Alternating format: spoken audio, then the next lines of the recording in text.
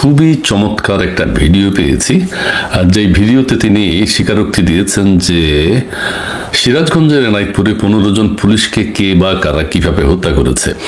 আপনাদের নিশ্চয় হাসিব আল ইসলামের কথা মনে আছে, যিনি অত্যন্ত সত্যবাদী ন্যায়পরায়ণ একজন মানুষ, যিনি বলেছিলেন টেলিভিশন এক সাক্ষাৎকারে যে আমরা যদি মেট্রো রেল ধ্বংস না করতাম, আমরা যদি পুলিশকে না মারতাম, তাহলে কিন্তু আন্দোলন এত চূড়ান্ত পর্যায়ে পৌঁছাতো না।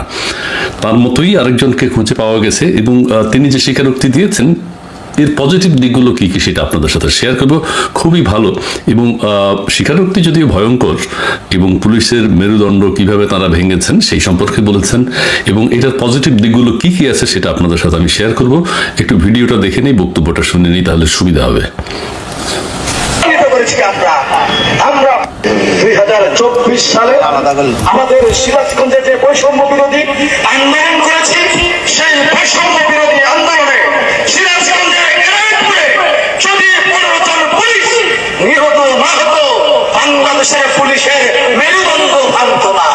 আমরা সিরাজগঞ্জ আন্দোলন করে বাংলাদেশের পুলিশের মেরুদণ্ড ভেঙে দিয়ে 2024 সালের আন্দোলনকে ত্বরান্বিত করেছি। বাহ বাহ, খুবই ভালো কথা বলেছেন। অনুষ্ঠানটা হচ্ছে আসন্ন পবিত্র রমজান উপলক্ষে কিভাবে দুগ্ধ সংগ্রহ বৃদ্ধি করা যায় সে বিষয়ে একটা মত বিনিময় সভায়, তো সেখানে তিনি এই কথাটি বলেছেন। তিনি কে তার পরিচয় ঠিক জানা যায়নি, তবে ওই এলাকার কেউ হবেন, নিশ্চয়ই কেউ হবেন এবং পুলিশ হত্যাকাণ্ডের সাথে উনি হয়তো পুরো জিনিসটা উনি জানেন। ওনাকে আইন শৃঙ্খলা বাহিনী এখন যদি গ্রেফতার করে পুলিশ হত্যার তদন্ত করতে যান, তাহলে ওনাকে গ্রেফতার করলে সব তথ্য পাওয়া যাবে, কিন্তু ওনাকে কি এখন গ্রেফতার করবে? না, করবে না। যাই হোক, উনি চমৎকারভাবে বলেছেন, কারণ না হলে তো আইন শৃঙ্খলা বাহিনীর অনেক পরিশ্রম হতো, কষ্ট করতে হতো, কারা গোয়েন্দা তথ্য সংগ্রহ করতে হতো, 15 জন পুলিশকে পিটিয়ে কারা হত্যা করেছিল সেই কষ্ট এখন আর আইন শৃঙ্খলা বাহিনীকে করতে হবে না। আবার আরেকটা বিষয়, গ্রেফতার করার পর আদালতে বিচার কার্য, স্বীকারোক্তিমূলক জবানবন্দি, 144 ধারা জবানবন্দির নানান বিষয় ছিল, সেগুলো থেকেও আইন শৃঙ্খলা বাহিনী কোর্ট কাছারি বেঁচে গেল। কারণ উনি তো বলেই দিয়েছেন কারা, উনি এলান দিয়ে মানে ঘোষণা দিয়ে কিন্তু ওই থানায় আক্রমণ করেছিলেন এবং সেই থানায় যতজন পুলিশ সদস্য ছিল, আমি জানি না কেউ বেঁচে ছিলেন কিনা, 15 জনকেই তারা পিটিয়ে রক্তাক্ত করে হত্যা করেছেন এবং এটি কিন্তু দেশের জন্য তার স্বীকারোক্তিমূলক জবানবন্দি খুবই ভালো হয়েছে।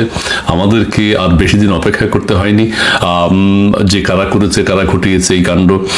তিনি বেরিয়ে এসছেন, আর লুকিয়ে থাকতে পারলেন না, বেরিয়ে এসছেন এবং না বললে, কথাটা না বললে, প্রকাশ না করলে ওনার নিশ্চয়ই শান্তি হচ্ছিল না। কাজেই আসন্ন পবিত্র রমজানের আগেই তিনি এই ভালো কাজটা করে দিয়েছেন যে আমরা এই ঘোষণা দিয়ে পুলিশকে হত্যা করেছি এবং পুলিশের মেরুদণ্ড ভেঙে দিয়েছি। কথাটা খুবই ইম্পর্টেন্ট, পুলিশকে দুর্বল করে দেওয়া। আমাদের সিরাজগঞ্জে যে বৈষম্য বিরোধী আন্দোলন করেছি, সেই বৈষম্য বিরোধী আন্দোলনে সিরাজগঞ্জের এনায়েতপুরে যদি 15 জন পুলিশ নিহত না হতো, বাংলাদেশের পুলিশের মেরুদণ্ড ভাঙত না। আমরা সিরাজগঞ্জ আন্দোলন করে বাংলাদেশের পুলিশের মেরুদণ্ড ভেঙে দিয়ে 2024 সালে আসলে এই আন্দোলনের কিন্তু একটা বিশেষ বিষয় আছে, সবার সাথে মিল আছে। আমাদের হাসিব আল ইসলাম যেটা কথা বলেছেন যে আমরা যদি মেট্রো রেলে আগুন না দিতাম, আমরা যদি কি পদ্মা টাওয়ারে বিশেষ করে সেতু বিভাগে আগুন না দিতাম, পুলিশকে হত্যা না করতাম, তাহলে আন্দোলন বেগবান হতো না, বিপ্লব হতো না। এই ভাইও ঠিক সেম কথা বলেছেন, আমরা যদি ঘোষণা দিয়ে 15 জন পুলিশকে হত্যা না করতাম, পুলিশের মেরুদণ্ড ভেঙে না দিতাম, তাহলে কিন্তু আন্দোলন হতো না। কথাবার্তার এক ধরনের মিল আছে এবং সারা দেশে যে হত্যাকাণ্ড ঘটেছে এটা তো সন্দেহ করা হয়, এতজন শহীদ হয়েছে, তারা কিভাবে শহীদ হয়েছে? তারা তো মিছিলের সামনে ছিল না, অত্যন্ত সাধারণ পরিবারের ছেলে মেয়েরা নিহত হয়েছে, শহীদ হয়েছেন।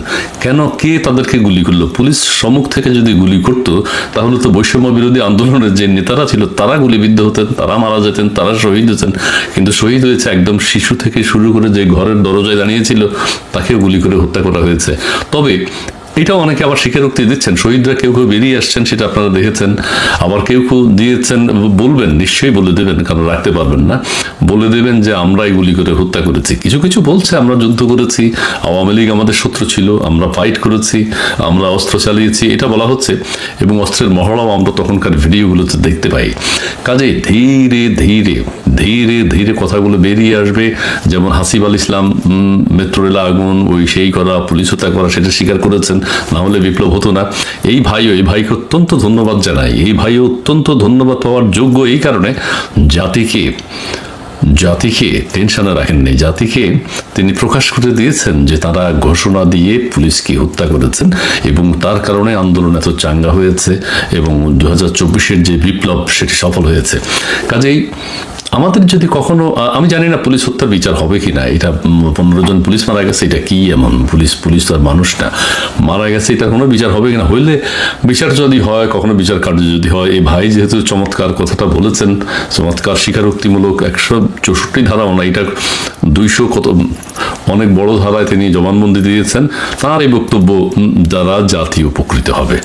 তাকে ধন্যবাদ, হাসিব আল ইসলামকে ধন্যবাদ, এবং আরও যারা যারা কাণ্ডগুলো ঘটিয়েছেন আন্দোলন চাঙ্গা করবার জন্য, আপনারা বিষয়গুলো বলে দিতে পারেন। এখন তো মিডিয়া, সোশ্যাল মিডিয়া সব কিছুই আছে। নিজের ঘরে বসেও আপনি একটা ভিডিও করে বলতে পারেন যে আমরা অমুককে হত্যা করেছি, অমুক অগ্নিকাণ্ডের জন্য আমরা নিজেদেরকে বীর দাবি করতে পারেন।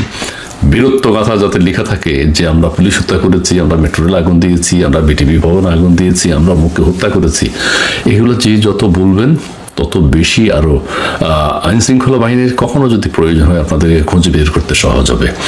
জাতির এই উপকারটা নিশ্চয়ই আপনারা করবেন। এই ভাই যদিও আসন্ন রমজান উপলক্ষে দুগ্ধ কিভাবে সংগ্রহ করা যায়, বৃদ্ধি করা যায়, সেই অনুষ্ঠানে কিন্তু উনি জোরালো, দুধের কথা আমি জানি না, নিশ্চয়ই আলোচনা হয়েছে, তিনি জোরালোভাবে বক্তব্য রেখেছিলেন। তার গর্বের কথাটা তিনি বলে দিয়েছেন, 15 জন পুলিশ আমরা হত্যা করে পুলিশের মেরুদণ্ড ভেঙে দিয়েছি। ধন্যবাদ তাকে, তার এই সাহসী স্বীকারোক্তির জন্য।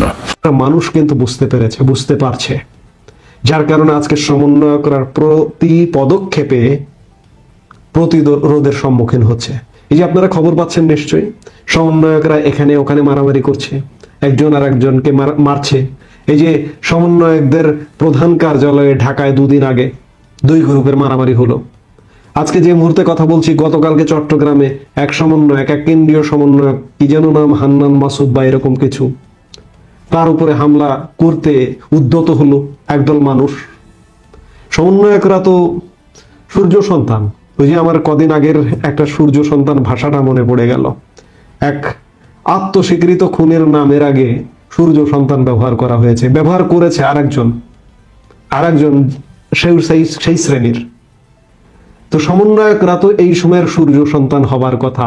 বাংলাদেশের যে কোনো প্রান্তে যাক না কেন, যাবে না কেন, তাদের তো ওয়েলকাম পাবার কথা, স্বাগতম মানে উষ্ণ অভিনন্দন পাওয়ার কথা, কিন্তু পাচ্ছে না কেন? এই যে কেন্দ্রীয় সমন্বয়করা কোনো রকম গাড়ি ছাড়া, কোনো রকম নিরাপত্তা বাহিনীর উপস্থিতি ছাড়া, আমি তো মনে করি এখন যদি একা এরা কোনো জায়গায় যায়, কোনো ধরনের নিরাপত্তা ছাড়া, এরা তো কঠিন পরিস্থিতির সম্মুখীন হবে। এই পরিস্থিতি দাঁড়িয়ে গেছে। যারা মুক্তিযুদ্ধের মতো এত বড় ঘটনাকে, মুক্তিযোদ্ধাদের অবমাননা করে, তাদের পরিণতি কি হতে পারে?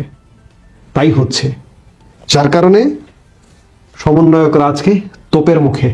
আর এই সমন্বয়ক শাসিত সরকারের কি অবস্থা? সরকারের প্রত্যেকটি সেক্টরে ব্যর্থ। আমরা তো এমন সরকার চাইনি। আমাদের আগের সরকার ভালো ছিল, প্রধান উপদেষ্টা ইউনূস সরকার। এই লোকটাকে মনে হচ্ছে যে একটা কলা গাছ বসে আছে, কিন্তু বিভিন্ন সাইড থেকে, একটা সাইড না কিন্তু বিভিন্ন সাইড থেকে বিভিন্ন নির্দেশনা আসছে, দেশ পরিচালনা করছে। এটি একটা অথর্ব টাইপের মানুষ, কারণ রিমোটটা তার হাতে নেই। একজন সরকার প্রধানের হাতে রিমোট থাকতে হবে, কিন্তু রিমোট তার হাতে নেই।